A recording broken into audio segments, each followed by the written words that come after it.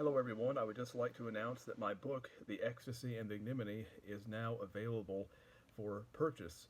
It took me around 2.5 years to complete it. I think I started it back in April of 2022, and this is the final result, and I am very pleased with it. It is my longest book to date. It's about 379 pages, and a lot of my books tend to run on the shorter side, so it's quite an accomplishment for that reason. It's a very intricate story. I'll read to you the blurb on the back to see if you're interested in the storyline.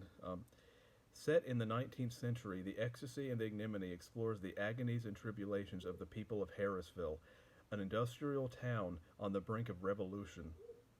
Catherine Harris, the wife of a wealthy industrialist, is tempted by the sympathy of Edward Compton, a man disillusioned by life. Their forbidden passion unfolds against the backdrop of a tumultuous insurrection, testing loyalties and breaking alliances. And so that's the blurb. And the book in some ways is like a combination of A Tale of Two Cities and Anna Karenina. I mean, the storyline was heavily inspired by A Tale of Two Cities, Anna Karenina, and also a little bit of Crime and Punishment as well. And it has three different narrative points of view. It's told through there's Catherine's narrative, there's Edward's narrative, and then there is Desmond's narrative. Desmond's not mentioned in the blurb, but he represents more the point of view of the revolution. There's also some Shakespearean qualities and overtones in this. And Harrisville, the industrial town, is it's a town that is set somewhere in America. I'm not sure quite where. It's kind of almost like a fantasy town almost. I don't even know if a town like Harrisville even existed. It was made primarily for story purposes. But it's an industrial town near the sea and mountains.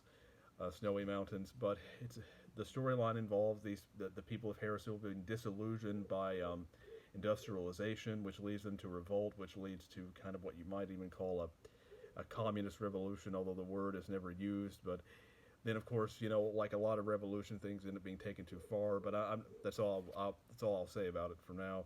But there's also a forbidden romance at the heart of it that I was partially inspired by the romance in Anna Karenina, but there's also some, again, Romeo and Juliet as well, and some Shakespearean overtones. So I put a lot of my influences, my literary influences, into this book. This is in some ways, this book is in some ways the pinnacle of everything that I know as a writer.